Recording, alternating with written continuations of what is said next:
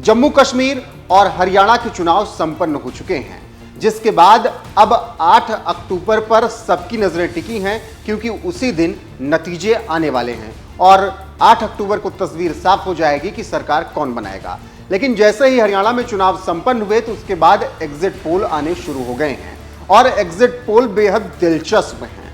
BJP और कांग्रेस के बीच कांटे की टक्कर नजर आ रही है, तो कहीं बीजेपी पीछे भी नजर आ रही है और जम्मू कश्मीर में तो बहुमत का आंकड़ा किसी को नहीं मिल रहा है और बीजेपी का प्रदर्शन वहां पर बेहतर है। ऐसे में चलिए आपको विस्तार से बताते हैं कि हरियाणा और जम्मू कश्मीर के एग्जिट पोल में किसको कितनी सीटें मिल रही हैं और कौन बहुमत हासिल कर रहा है।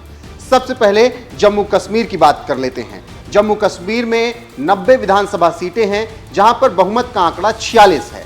यहां बीजेपी को एग्जिट पोल में 20 से 25 सीटें मिलती हुई दिख रही हैं। वहीं एनसी प्लस यानी कांग्रेस और एनसी का गठबंधन है, इनको 35 से 40 सीटें मिलती हुई नजर आ रही हैं, यानी बहुमत से ये भी दूर है। पीडीपी को 4 से 7 सीटें मिल रही हैं, वहीं अदर्स को 12 से 16 सीटें मिलती हुई दिखाई दे रही हैं जम्मू कश्मीर में। बहुमत का आंकड़ा 46 है, यानी किसी को भी बहुमत जम्मू कश्मीर में नहीं मिल रहा है। कांग्रेस और एनसी 40 सीट तक पहुंच रहे हैं। ऐसे में उन्हें पीडीपी का सहयोग लेना पड़ सकता है या अदर्स का सहयोग लेना पड़ सकता है। वहीं बीजेपी अगर अदर्स को साथ ला रही है तब भी कमल खिलाना मुश्किल होगा। अगर दूसरी पार्टियों से विधायक आ गए तो बात अलग है, लेकिन जम्मू कश्मीर में प्रदर्शन अच्छा रहा है बीजेपी का, ऐसा माना जा रहा है एग्जिट पोल के नतीजों से।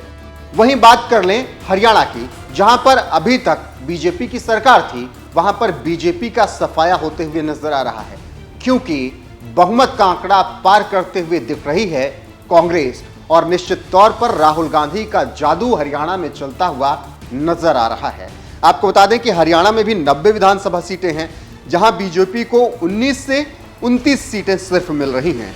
बीजेपी सत्ता में थी पिछले 10 साल से, एंटी इनकम्बेंसी बताई जा रही थी और उसका फायदा निश्चित तौर पर कांग्रेस को मिलता हुआ दिख रहा है।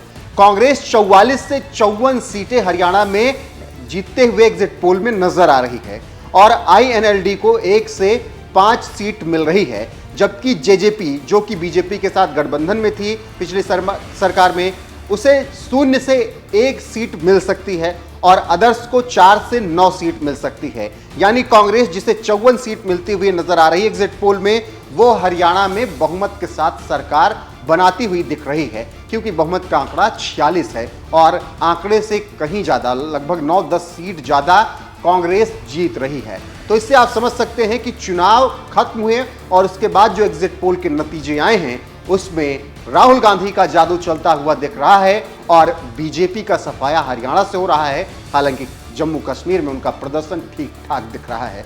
फिलहाल अब देखना दिलचस्प होगा कि 8 तारीख को क्या नतीजे आते हैं, क्योंकि 8 को ही तस्वीर साफ होगी जब फाइनल रिजल्ट आएगा।